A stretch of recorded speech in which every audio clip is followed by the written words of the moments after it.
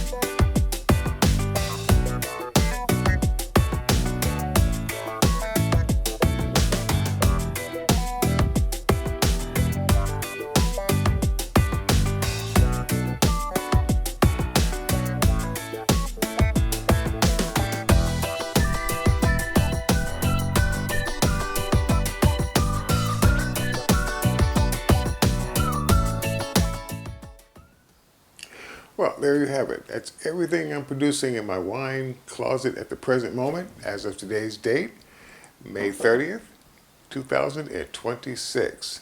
Now, you may have noticed that most of these wines are pretty standard. You don't see any of the more exotic wines that I produced on this channel, like this one, or this one, or this one. Pretty much stay with fruits on this one. And with the occasional odd exception, that's pretty much where I'm going to stay for this channel. So again, there you go. That's what I'm currently fermenting in my wine closet.